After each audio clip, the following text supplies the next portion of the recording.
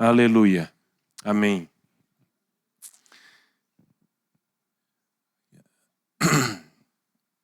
Irmãos, estava refletindo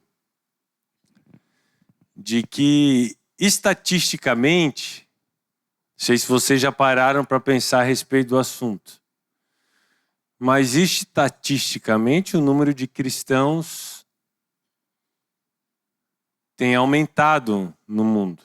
Seja porque a população do mundo está aumentando também, mas seja porque é uma onda especificamente aqui no Brasil, dados do IBGE de 2022 indicam que um recorde histórico de que 27% da população brasileira se diz evangélica / cristã. Né? Então, quase 1/3 da população se diz cristã. E não é difícil nós olharmos hoje e vermos a quantidade de igrejas, comunidades, prédios, locais que estão abrindo para esse tipo de população, esse pessoal. E assim, tem para todos os tipos e todos os gostos, né? Mas a pergunta que fica, ou as perguntas que ficam, não sei se vocês já pararam para pensar, se nós estamos com esse número, quase 1/3 da população cristã / evangélica, por que as coisas não melhoram?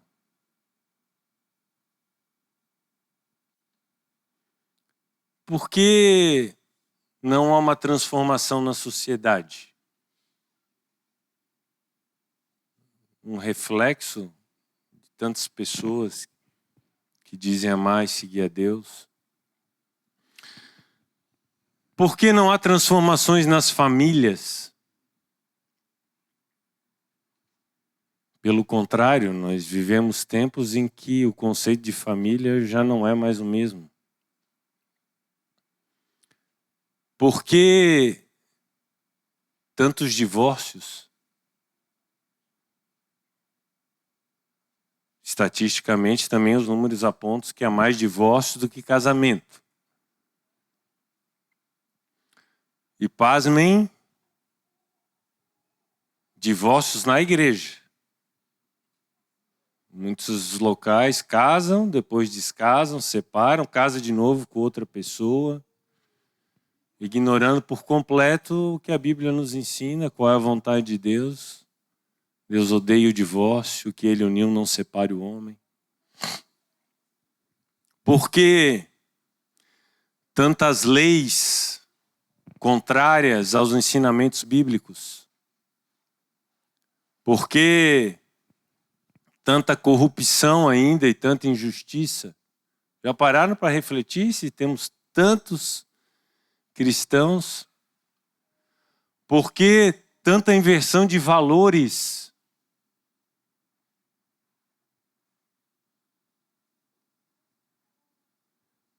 Tanta inversão de papéis? E isso no meio da igreja. Hoje o homem faz o que a mulher fazia, a mulher faz o que o homem faz, e o que era importante antes já não tem mais valor. Preste atenção no que eu vou dizer. A verdade é que não basta ser crente.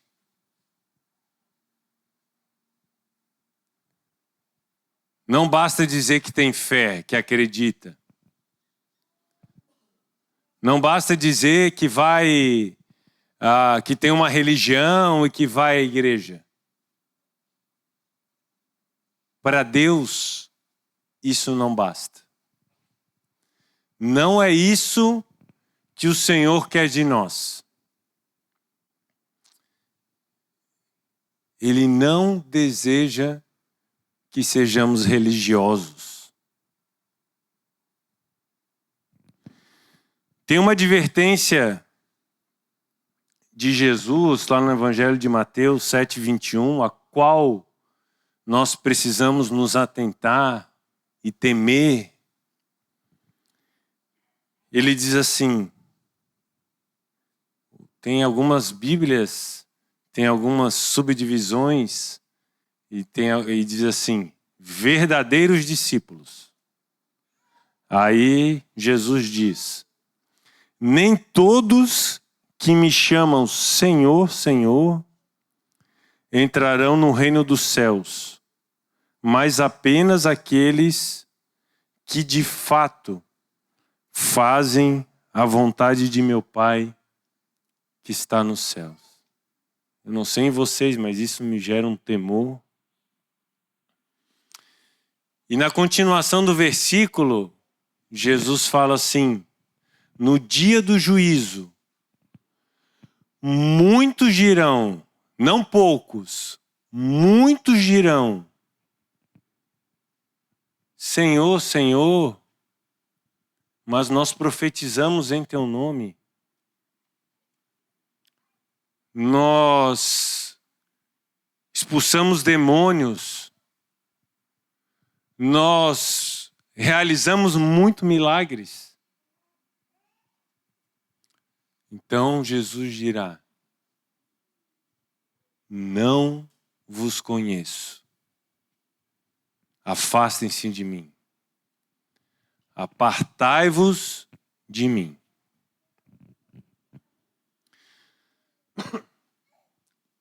Nós não podemos, não devemos honrar ao Senhor com os nossos lábios e deixar que o nosso coração fique longe dele.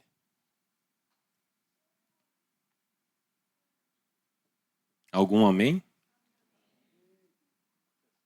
Não podemos honrar o Senhor com os nossos lábios e deixar que o nosso coração fique longe dele. E quando eu penso sobre isso,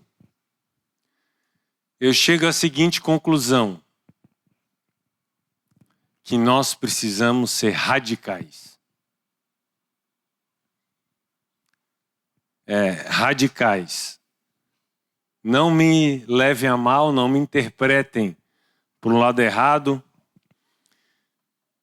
porque a gente precisa levar Deus a sério e ser radicais. E quando eu digo ser radicais,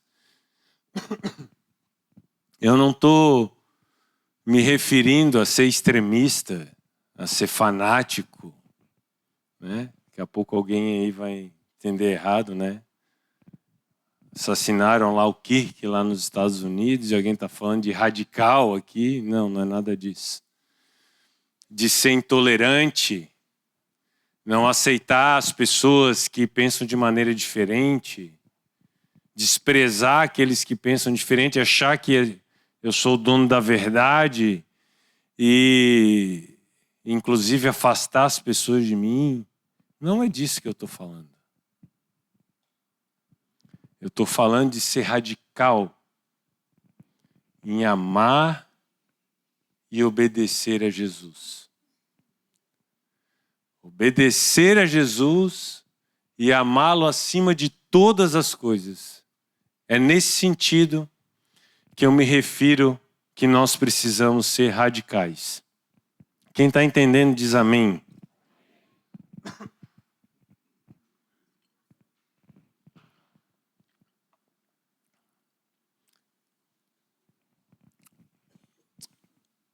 E quando eu digo que precisamos levar Deus a sério, eu me refiro a buscar, a viver a essência do Evangelho. A buscar viver de fato os ensinamentos de Jesus sem concessões ou atalhos que possam comprometer a fé. Sem abrir mão de valores para se conformar com o mundo. Lá em Romanos 12:2, está escrito claramente: não vos conformeis com este mundo. Antes, transformai pela renovação da vossa mente. Não tomar a forma do mundo.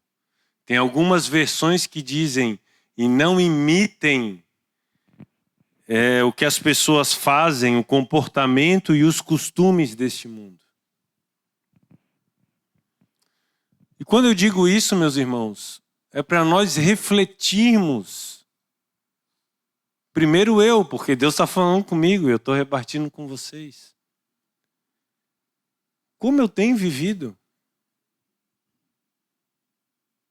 Será que eu estou andando na contramão do mundo? Ou estou trazendo aquilo que no mundo hoje ensina, prega e é legal, e eu estou trazendo isso e ajeitando para dentro daquilo que eu quero viver como cristão? Quando eu falo para levar Deus a sério, eu estou falando de um compromisso verdadeiro. Compromisso verdadeiro. De entregar a vida inteiramente a Deus. Assim como Jesus deu tudo na cruz por nós. Eu me refiro a ser totalmente dependente do Senhor, de modo que minhas escolhas e minhas decisões estejam de acordo com a sua vontade.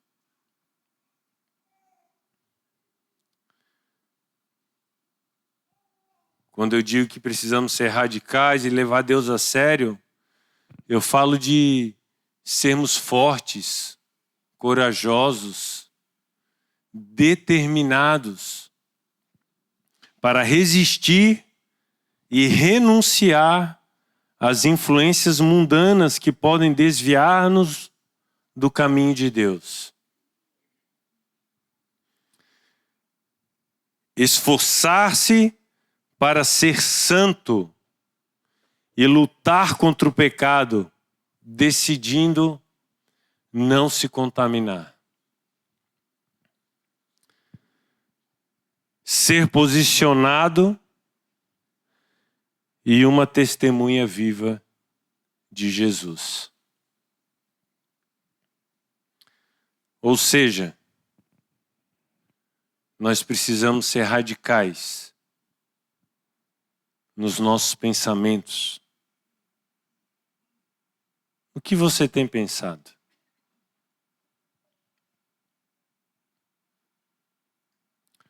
Precisamos ser radicais nos nossos olhares. O que você tem visto?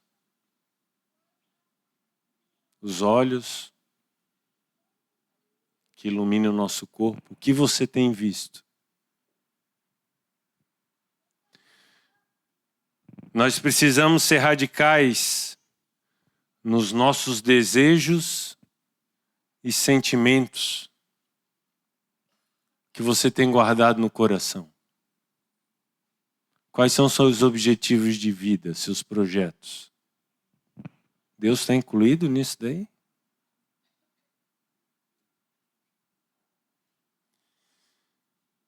Precisamos ser radicais no nosso vestir, no nosso falar, no nosso amar, no nosso perdoar. Radicais na administração do nosso tempo, por que não? E se nós formos para a palavra de Deus, nós encontramos diversos exemplos de homens e mulheres que foram radicais por Jesus, por Deus, por causa do chamado. Homens e mulheres que foram radicais para corresponder o chamado de Deus. E se nós olharmos para o Antigo Testamento, temos o exemplo de José, ainda jovem, bonito, temente a Deus. Quando assediado pela esposa do seu patrão, ele disse: como poderia eu cometer tamanha maldade? Estaria pecando contra Deus. Radical talvez também como Daniel e seus amigos, que ainda adolescentes, 12, 15 anos no máximo, decidiram firmemente, olha a radicalidade, expressa até nas escrituras, firmemente eles decidiram. Outras versões diz que eles puseram no coração não se contaminar com as iguarias do rei. Ou seja, que representa os prazeres deste mundo. Ainda adolescentes. E veja que essa radicalidade na vida de Daniel foi até o fim. Que depois, quando o idoso decidiu desobedecer o decreto que foi estabelecido, armado, e ser lançado na cova dos leões, porque ele não ia deixar de orar ao Deus, não ia deixar de servir, de prestar culto àquele a quem ele amava. E aí tem outros, temos profetas, né? Esses dias eu estava lendo com os meus filhos lá um pouquinho sobre Jeremias, que porque ele obedecia o que Deus mandava ele falar, ele foi lançado num poço profundo com lama para morrer ali.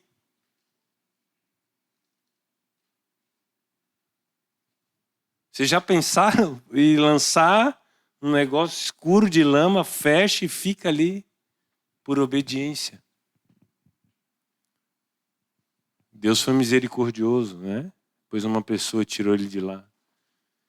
Mas aí se a gente traz para o Novo Testamento, a gente vê a vida de Pedro, vê a vida de Paulo, vê a vida de Estevão, e vamos lá prosseguindo, vamos nos heróis da fé, Hebreus 11, aqueles que foram queimados vivos, partidos ao meio. Meus irmãos, por amor de Jesus, eles sofreram isso. Foram radicais, determinados. E nós, como estamos vivendo? A palavra de Deus diz que nos últimos dias, o amor de muitos, também a palavra muitos de novo, não poucos, o amor de muitos se esfriaria.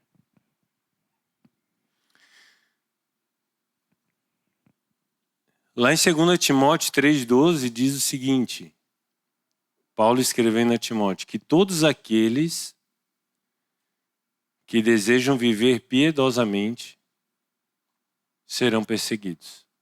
Já pararam para pensar? Todos aqueles, outras versões diz, que quiserem levar uma vida de devoção a Cristo, serão perseguidos. Vocês estão entendendo por que eu estou falando que não basta ser crente? Não basta dizer que tem fé? E assim, o nosso maior exemplo de radicalidade é o nosso amado Senhor Jesus. Né? Talvez vocês pensem, não, Jesus foi radical, ele foi lá no templo, virou a mesa dos cambistas e se indignou contra tudo aquilo que estavam fazendo. Mas a radicalidade de Jesus está em dizer que ele não fazia nada e não falava nada o que o Pai não falava para ele fazer. Tem um versículo que me chama mais a atenção sobre a radicalidade de Jesus, que está lá em 1 Pedro 2,22, que diz assim: o qual não cometeu pecado, nem dolo algum se achou em sua boca. A obediência dele foi até a morte, morte de cruz. Ele obedeceu até o fim. O santo pelos pecadores. É ou não é radical isso daí? Que amor. E nós, o que temos feito diante disso? Se quisermos seguir seus passos, os passos de Jesus, nós precisamos ser aquilo que Ele nos chamou para sermos. E sabe o que Ele nos chamou para sermos? Não nos chamou para sermos crentes, não nos chamou para sermos convertidos, Ele nos chamou para sermos discípulos. Essa é a palavra. Vocês podem repetir? Discípulos. É para isso que nós somos chamados. É isso que Deus quer de nós. Amém? Então, ser radical é ser discípulo, ou melhor, vamos inverter aqui. Ser discípulo é ser radical. Por que eu digo isso? Primeiro, pelos exemplos que acabamos de dizer, de mencionar, mas porque ser discípulo é uma forma de viver que envolve renúncia. É uma forma de viver que exige morrer para si mesmo, dia após dia. Então, às vezes a gente se apega tanto às promessas de Deus, às bênçãos, e é tudo verdade, mas a gente deixa de lado aquilo que é nosso dever, ou as nossas obrigações, ou as nossas tarefas, vocês escolham o melhor termo. Deixamos de ser aquilo que Deus nos chama a ser, mas a gente fica olhando lá as outras coisas e não olha o que nós precisamos, aquilo que Ele quer de nós, que é sermos seus discípulos. Então, partindo depois dessa introdução aí, eu queria falar um pouquinho com vocês sobre o que é ser discípulo, sobre discipulado, se Deus permitir ainda tivermos tempo para falar. Abram comigo lá em Mateus 28, 18 a 20. É um texto bastante conhecido já.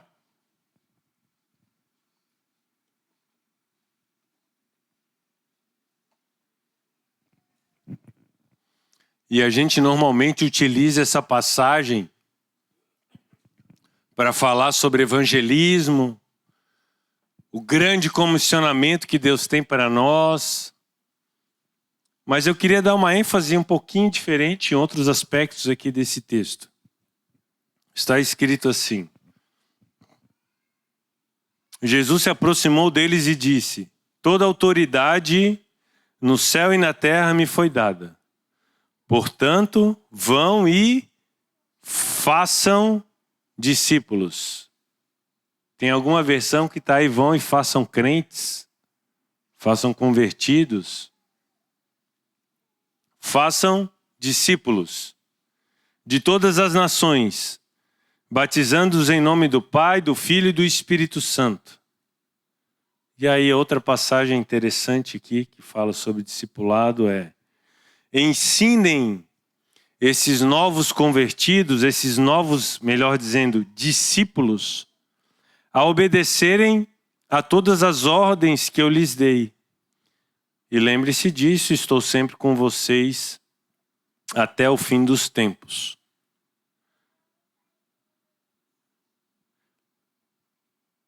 Para quem Jesus falou essas palavras? Vocês lembram?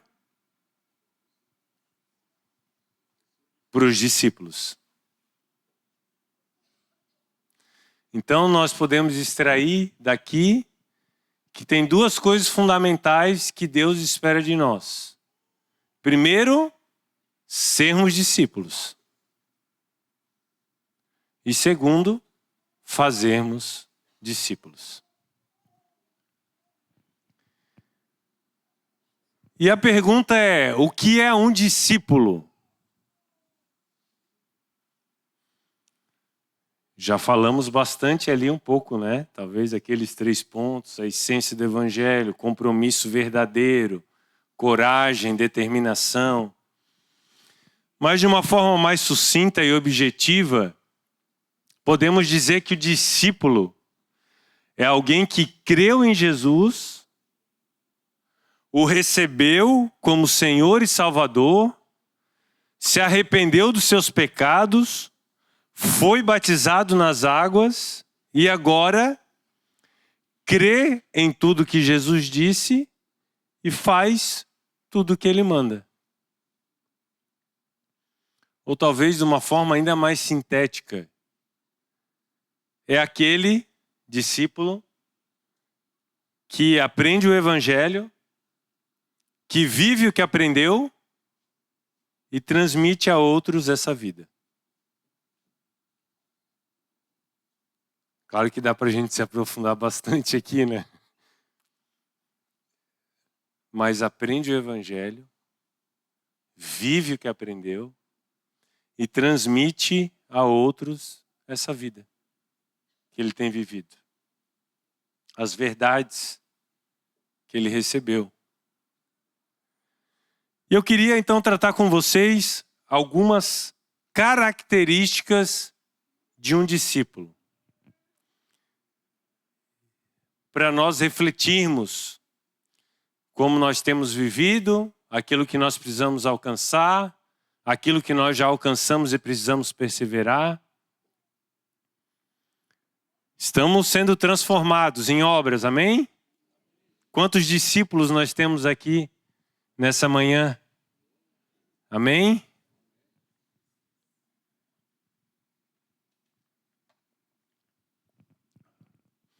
E as características que eu vou destacar aqui, elas são alguns exemplos, é um rol exemplificativo, não um rol taxativo, tá? Tem várias outras características do discípulo que a gente poderia abordar, mas aí a gente precisaria mais tempo. Mas a primeira delas é que o discípulo ama a Jesus acima de todas as coisas. Se vocês quiserem abrir lá no Evangelho de Lucas, capítulo 14, do 26 em diante. Ama a Jesus acima de todas as coisas. Algumas Bíblias vai ter uma subdivisão dizendo assim: o custo do discipulado.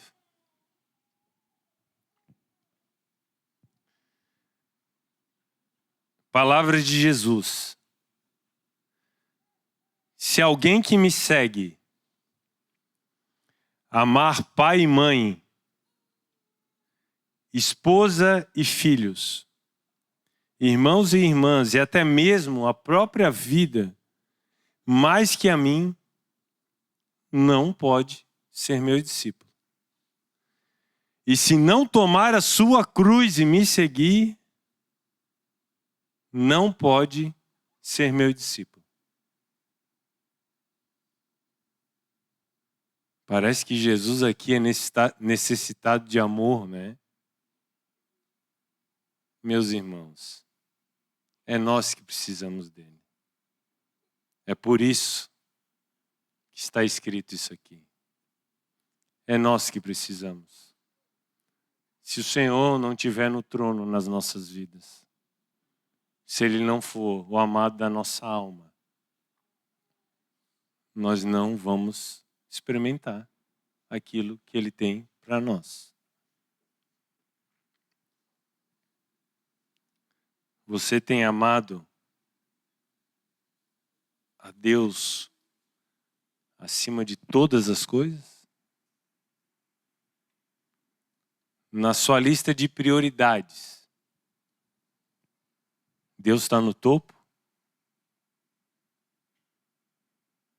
Reflete sobre o seu dia.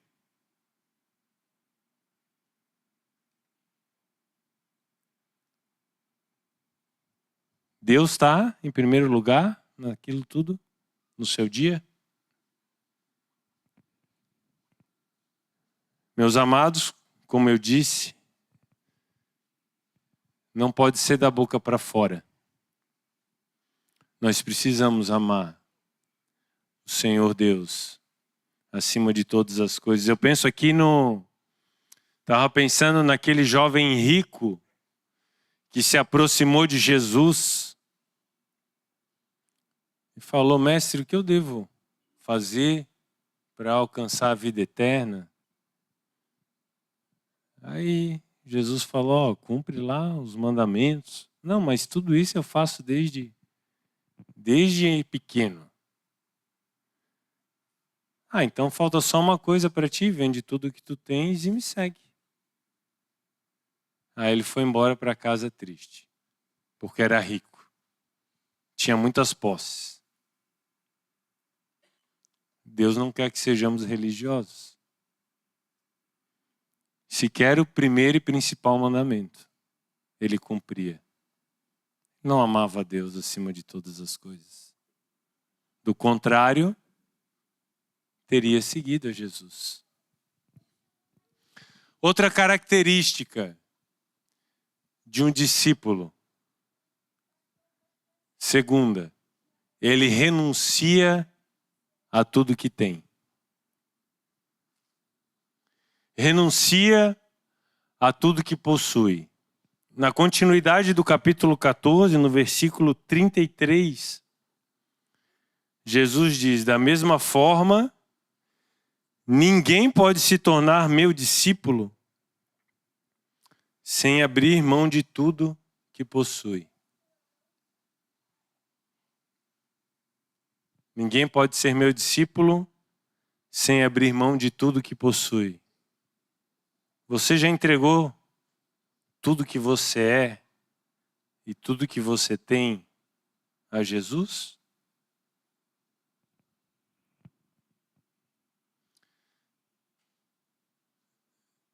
Nesses dois primeiros pontos, nós estamos tratando de prioridades, de escolhas. Nem ninguém, nenhum relacionamento, nenhuma coisa, nada deve ser mais importante do que Jesus nas nossas vidas. Então é importante, falamos ali de homens que foram radicais e pagaram com a própria vida. Existe um preço e a gente precisa calcular para sermos discípulos. Entre esses duas passagens que nós lemos, Jesus fala assim, que a gente tem que renunciar, tem que seguir, tem que amar Ele acima de todas as coisas, negar nós mesmos.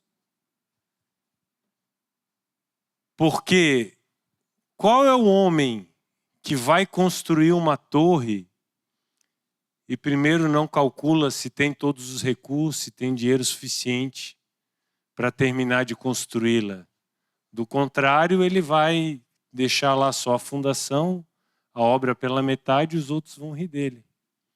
Ou o rei, qual é o rei que não, antes de ir para a guerra, não calcula se com os 10.000 soldados que tem, vai conseguir vencer os 20.000 soldados que estão no outro exército, e aí ele avalia bem para depois, se for o caso, enquanto estão distantes, envia uma comitiva em busca de paz. E aí ele fala, aquele que não renuncia tudo quanto tem, não pode ser meu discípulo.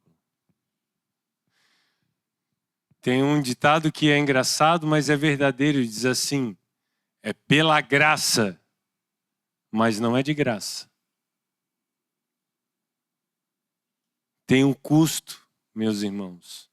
A gente precisa entender o chamado de Deus para as nossas vidas como discípulo. A gente não pode querer entregar as nossas vidas ao Senhor, dizer que ama Ele e continuar vivendo para nós mesmos. O ser discípulo exige uma vida de rendição, uma vida de dependência. Não dá para a gente dizer que ama Jesus e continuar fazendo as mesmas coisas que a maioria das pessoas do mundo faz. E vivendo a vida igual aos outros. E dizer que é crente. Não, eu vou lá, bato ponto lá aos domingos. Não é isso que Deus quer de nós. Evangelho da cruz. Outra coisa, outra característica de um discípulo, ele pratica, ele obedece a palavra de Deus. João 8,31 diz, Jesus disse aos judeus que creram nele, vocês são verdadeiramente meus discípulos se permanecerem fiéis a meus ensinamentos. Outra passagem, acho que é lá em 1 João 2, fala, o que guarda os meus mandamentos, esse é o que me ama. Nós temos obedecido, nós temos praticado. É evidente que para nós praticarmos, primeiramente nós precisamos conhecer. Então antes, você tem lido a palavra de Deus? Se você quer obedecer a palavra, quer obedecer os mandamentos, você tem que conhecer através da palavra. Não é só do púlpito aqui de domingo. É você ler a palavra, meditar a palavra. Porém, o conhecimento por si só não é suficiente. A palavra de Deus diz que o conhecimento por si só, ele traz soberba. Nós precisamos praticar. Nós precisamos viver aquilo que o Senhor tem nos mostrado. Do contrário, nós estamos nos enganando. E Tiago fala isso, sede, pois, praticantes da palavra e não somente ouvintes, enganando-vos a vós mesmos. Outra característica de um discípulo, ele ama o seu próximo. O discípulo ama, parece um negócio tão óbvio, né? Ele ama o seu próximo. João 13, 34 e 35. Por isso agora eu lhes dou um novo mandamento. É Jesus falando. Amem uns aos outros, assim como eu os amei. Vocês devem amar uns aos outros. Seu amor uns pelos outros provará ao mundo que são os meus discípulos. O nosso amor uns pelos outros e com o nosso próximo provará que somos discípulos de Jesus. Nós vivemos tempo. Olha, eu não sei nem como dizer. É tanto egoísmo. Assim, como nós vivemos muito agora, a tecnologia, tem gente que vive uma vida que não é real. E assim, eu não estou falando de gente distante de nós, eu estou falando de nós. Vive uma vida de rede social ou comunica tanto com a tela e com o mundo virtual que não sabe demonstrar amor pelas pessoas. Que não se importa pelas pessoas. Que não se doa pelas pessoas. Você tem amado? Você ama de verdade as pessoas? Você entende que Jesus morreu por elas e também você tem que amá-las?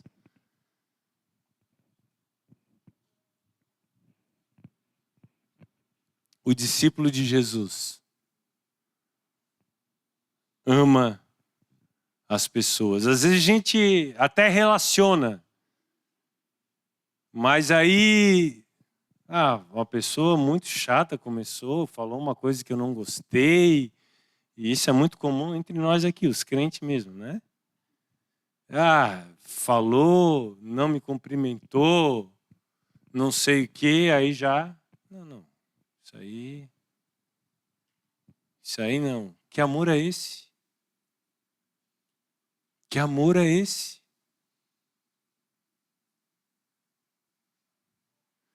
Jesus falou para a gente amar os outros como Ele amou os discípulos. E como que Ele amou os discípulos? Como que Ele amou a igreja? Ele se entregou. É mais do que a Ele mesmo.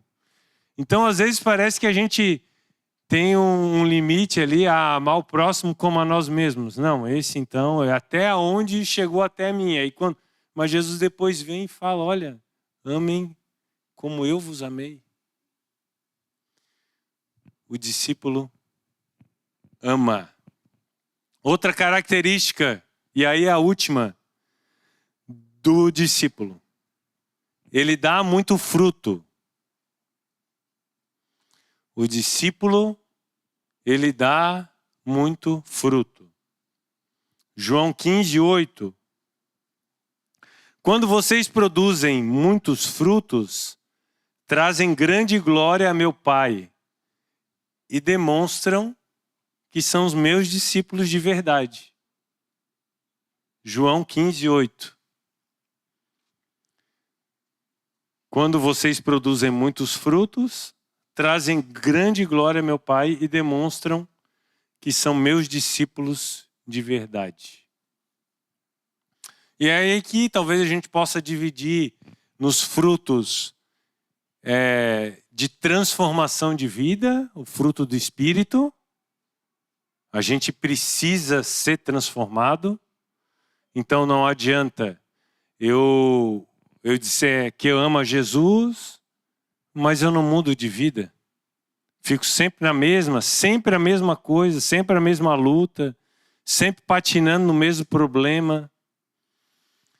E também no ganhar vidas para Jesus. No se importar em resgatar almas do inferno.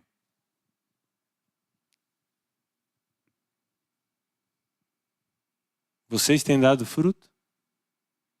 Eu pergunto para mim mesmo, eu tenho dado fruto?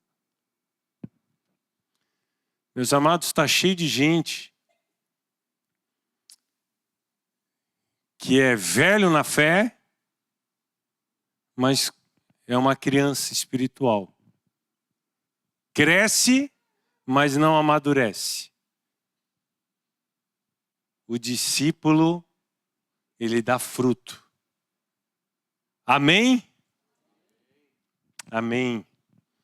Glória a Deus pela sua palavra. Vamos avançar ainda. Dito isso,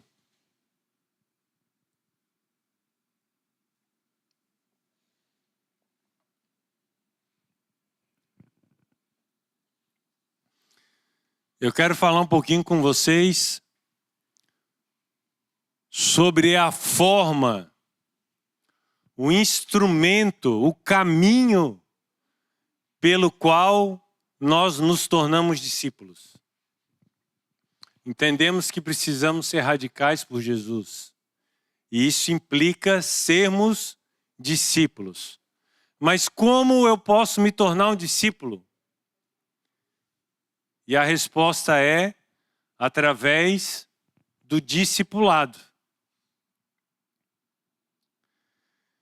O discipulado, ele é um relacionamento entre um irmão mais velho na fé com alguém mais novo na fé. Pode ser a pessoa que ajudou a ganhar aquele novo discípulo, que ele mesmo vai cuidar, vai ajudar, ou pode ter sido alguém que foi encarregado disso, né? Olha, esse irmão chegou, é irmão novo, cuida dele, caminha com ele. E no discipulado, há vínculo de amor, de paternidade e de amizade, onde uma pessoa mais experiente na vida cristã serve a outra mais nova que está iniciando a caminhada. Essa prática, ela já era comum lá na antiguidade em Israel, onde o mestre procurava reproduzir no aluno seus ensinamentos, sua doutrina e a sua vida. E esse foi o exemplo de Jesus. Foi exatamente isso que Jesus fez com seus discípulos durante 3 anos. Posteriormente, lá no início da igreja, os apóstolos fizeram a mesma coisa. Discipulado, cuidado com vidas. E, até hoje, o discipulado continua sendo um meio através do qual se forma discípulos para Cristo. Quem está entendendo diz amém. Amém. Queridos, nós precisamos praticar isso. Essa congregação, ela vive isso. Então, se tem alguém que está aqui talvez ouvindo pela primeira vez isso, ou alguém que já está vindo aqui há algum tempo, mas não está vinculado, não está sendo cuidado, é disso que a gente precisa. E se tem alguém aqui que já está caminhando há muito tempo, entende, já conhecia, mas não tem praticado, opa, chama aí quem devia estar discipulando, ou vai atrás do discípulo. Amém? No discipulado, nós passaremos muito mais do que conceitos e ensinos. Nós devemos passar vida e a plenitude que há em Cristo, capacitando o aluno para que também treine outros e assim por diante. Paulo deixa isso claro no relacionamento com Timóteo. Lá em 2 Timóteo 2,2 ele diz: e o que de mim ouviste de muitas testemunhas, transmite-o a homens fiéis, que sejam idôneos para também ensinarem a outros. Então, o mais experiente na fé, a gente pode chamar de discipulador, trabalha, convive, ensina, passa a vida por discípulo, e esse discípulo passa a vida para outras pessoas, e essas outras pessoas depois vão passar para outras pessoas, e assim a gente vai vivendo o projeto de Deus para a vida da igreja. E vai formando discípulos. Amém? Este relacionamento de discipulado, talvez muitos podem ter algum falso conceito, entendimento. Não, que isso a gente vai ver depois aqui. Não, engessa, que não sei o quê. Mas esse relacionamento, olha a importância dele. Ele liga o novo convertido a uma cadeia de autoridade existente na igreja. Assim, o discípulo é acompanhado, é cuidado em seu processo de crescimento e é ajudado a conformar sua vida com o propósito de Deus e também a se encaixar, a se encontrar o lugar dele no corpo de Cristo.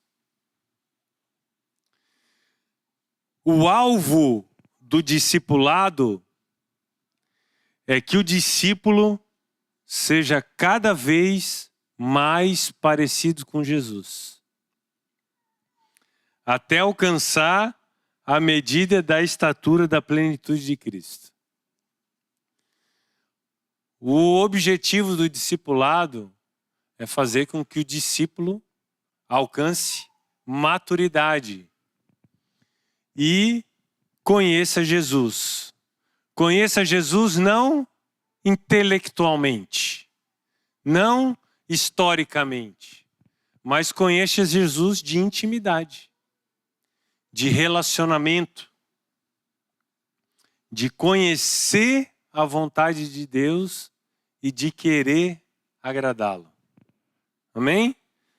Lá em Efésios 4:13 diz assim: até que todos alcancemos a unidade da fé e do conhecimento do Filho de Deus, todos, e cheguemos à maturidade, atingindo a medida da plenitude de Cristo.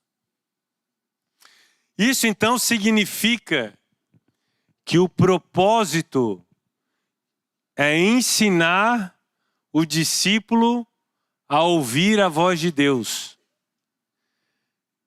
criando uma dependência cada vez maior de Deus e menor do discipulador. Vocês entenderam?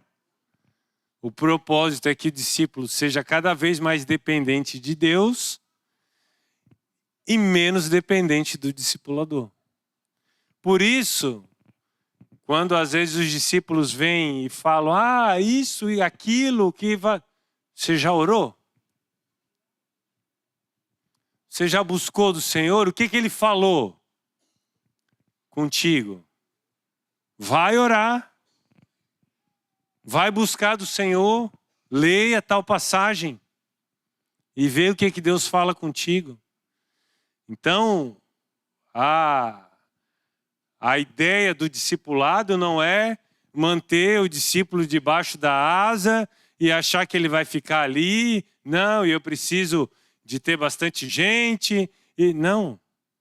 É de que o discípulo seja cada vez mais parecido e mais dependente com Jesus. Amém?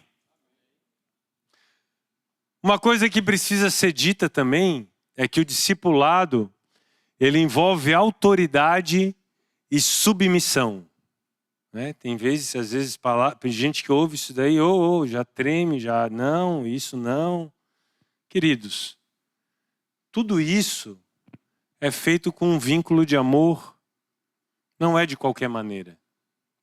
A autoridade e não o autoritarismo, não a dominação, é uma autoridade com espírito de humildade, de mansidão e amor, sabendo que as ovelhas são do Supremo Pastor e nós somos apenas cooperadores. Por sua vez, o discípulo também deve ser manso e humilde, estando sujeito aos irmãos e às autoridades da igreja, sem rebeldia e obstinação. Pois sem submissão não é possível haver formação. Vocês entenderam? Sem submissão não é possível haver formação. Sem submissão não há autoridade. E a autoridade que nós estamos falando aqui é aquela que vem de Jesus. Amém? Veremos que a ideia é que todos façam discípulos. Vimos ali que o discípulo dá muito fruto.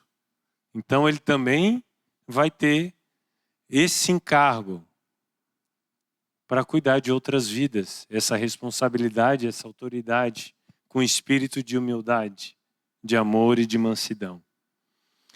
E por fim, falando do discipulado, é importante esclarecer que nessa caminhada, nessa forma de relacionamento, há 3 níveis de palavra. A primeira é a palavra de Deus, uma direção de Deus. Então, quando o discipulador, o irmão mais velho, vem e dá uma direção de Deus, a resposta do discípulo, nesses casos, deve ser uma submissão total. Para vocês entenderem melhor. O irmãozinho se converteu, está lá, está caminhando, mas ainda está agindo com violência dentro de casa. Está batendo na mulher, está tratando mal os filhos. Aí vem, o discipulador fala, isso está errado, é pecado, a palavra diz isso, isso. Então, você tem que mudar. Né? Ou a pessoa está lá assistindo pornografia, vendo coisas que não deve, é pecado. Fugir da impureza. A submissão total, uma direção de acordo com a palavra de Deus. Amém? O outro nível de palavra no discipulado são os conselhos. E o conselho, ele requer do discípulo uma submissão relativa. Vou dar para vocês entenderem a diferença de um conselho e de uma palavra de direção. Vamos imaginar que a pessoa quer casar, o jovem lá vai casar, solteiro, quer casar com uma pessoa incrédula, que não é discípula. E o discipulador vai lá e fala, ó, é julgo desigual. Você não deve fazer isso. O que é a luz com as trevas? Uma palavra, uma direção clara. Mas às vezes a palavra é, olha, talvez seja melhor você esperar um pouquinho mais, ordenar primeiramente algumas questões na tua vida, a questão financeira, espera mais um pouquinho e depois tu casa. Isso é um conselho, não é pecado, né? Se ele vai casar naquele tempo, é um conselho. E normalmente os conselhos eles são dados de acordo com aquela pessoa que é um pouco mais experiente, tem mais tempo de caminhada, já viveu, já viu, né? Tem outros exemplos e fala, aqui vai trazer problema. Quem sabe vai por esse caminho, mas é um conselho. Eu não sei de vocês, mas como eu já fui abençoado com conselhos. Estava refletindo a respeito disso, já contei mais de uma vez para os jovens aqui, que quando eu cheguei na época do vestibular, eu não sabia o que fazer. Né? Só gostava de ir para a praia, jogar bola, o que eu vou fazer? Né? Agora tem que escolher uma profissão. E aí eu fui conversar com meu pai. Pai, o que tu achas que eu devo fazer? E meu pai falou, faz esse curso, faz direito, né? Para não fazer torto. Não, faz direito. Acho que vai abrir um leque. Eu falei, pai, mas não tem que gostar de ler? Daí meu pai, tem, tal. Eu falei, mas eu nem leio muito, tal. Resumo, eu segui o conselho do meu pai. E eu, assim, eu tenho certeza que Deus me abençoou porque eu honrei o conselho do meu pai. E um outro exemplo, tinha uma época que eu estava noivo dessa linda mulher aqui. E a gente estava noivo e estava procurando um local para morar, mas a gente ainda não tinha a data de casamento, porque a gente achava, não, primeiro a gente tem que saber onde vamos morar para depois marcar o casamento. E aí eu conversava, eu lembro até hoje, um dia o tio Wallace me ligou, e aí, Jorjão? Ele gosta de chamar, e aí, Jorjão? Como é que tá? Já marcou a data de casamento? Eu falei, não, tio Wallace, não tá vendo ainda, não. Ele falou, Jorge, faz o seguinte, marca a data de casamento e Deus vai te mostrar, qual é o local que vocês vão morar. Compartilhei com a Leatrice.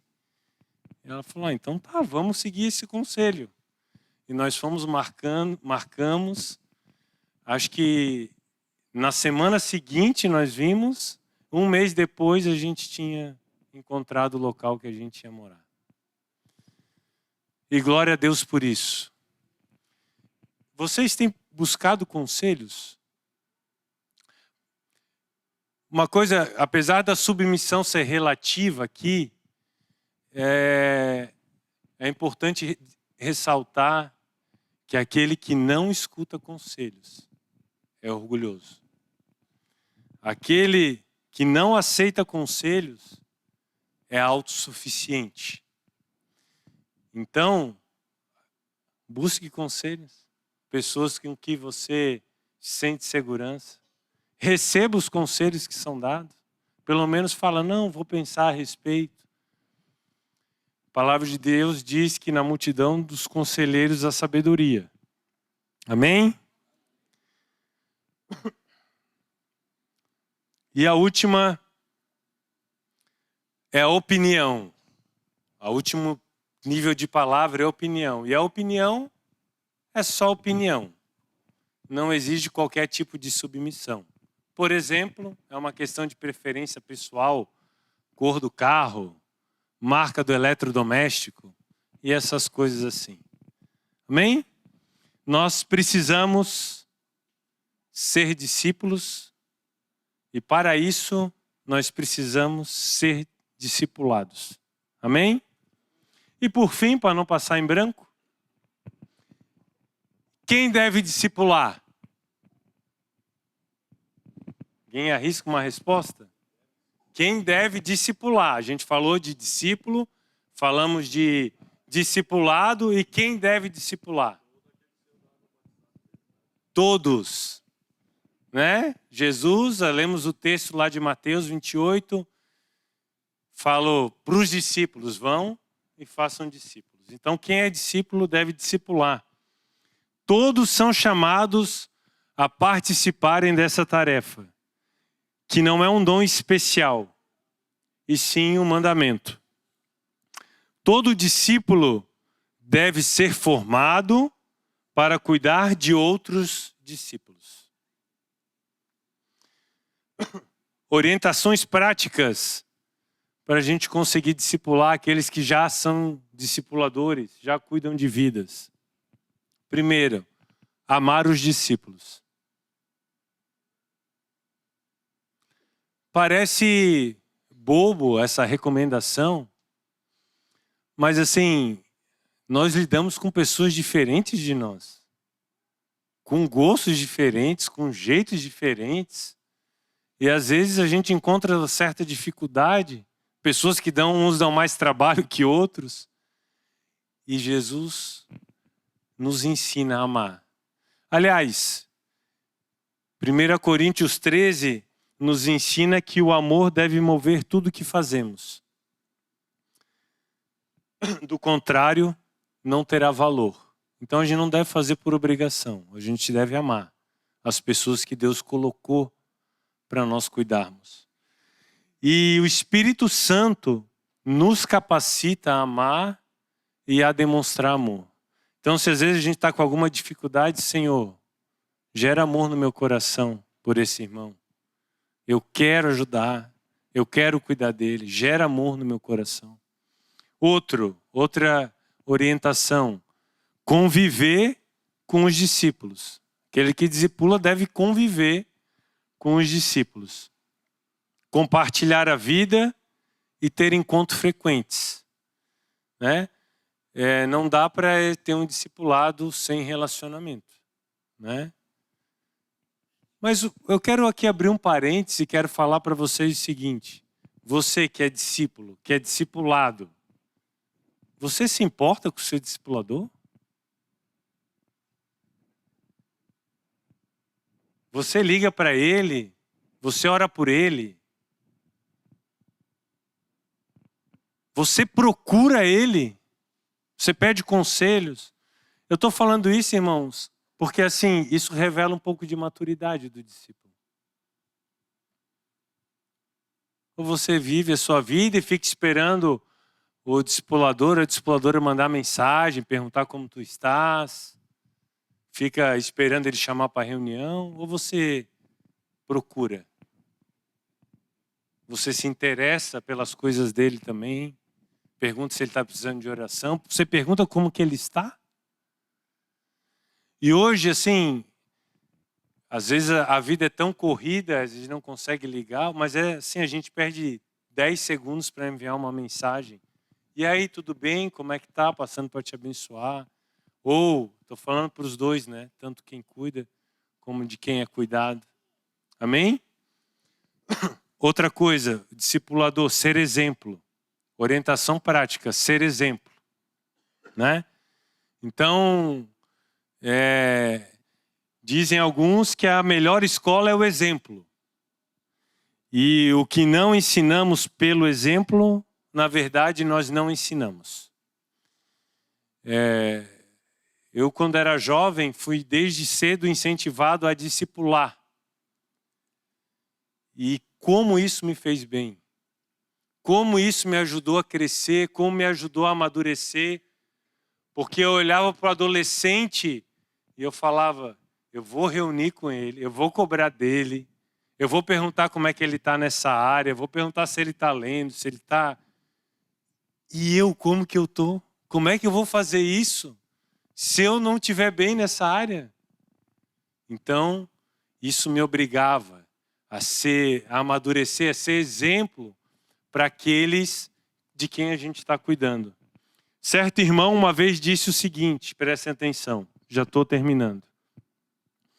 Poderemos ensinar o que sabemos, mas somente reproduziremos aquilo que somos.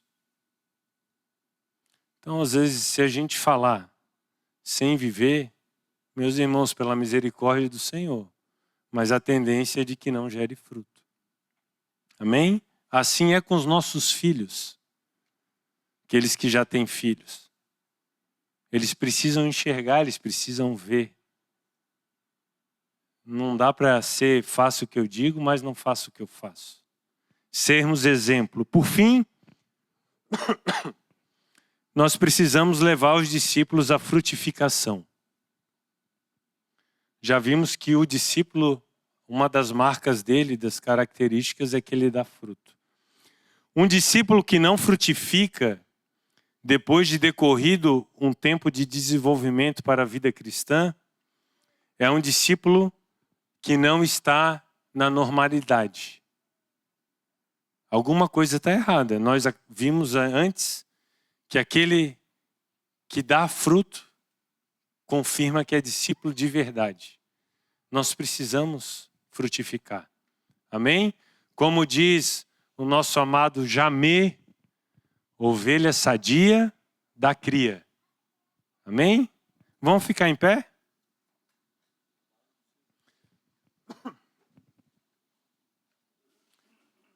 Peço desculpas por ter me alongado um pouco, mas quero concluir dizendo para vocês, reiterando o que já foi dito, que não basta ser crente. Nós precisamos ser discípulos. Nós precisamos levar Deus a sério. Nós precisamos viver o discipulado. Nós precisamos ser cuidados, nós precisamos cuidar. É assim que nós nos tornaremos discípulos conformes à vontade de Deus. E eu quero finalizar dizendo também o seguinte: de maneira nenhuma saia daqui pesado. Essa palavra não é para trazer condenação, pelo contrário, é para trazer vida. É para que nós relembremos as verdades que nos levaram a acreditar em Jesus, as verdades daquilo que Deus tem para nós e refletimos a respeito de como nós estamos caminhando. Amém? Para que a gente siga firme em direção ao alvo. Amém? Vamos ser discípulos. Vamos praticar o discipulado. Vamos ser radicais naquilo que Deus tem para as nossas vidas. Amém? Vamos orar junto? Peço que você feche seus olhos.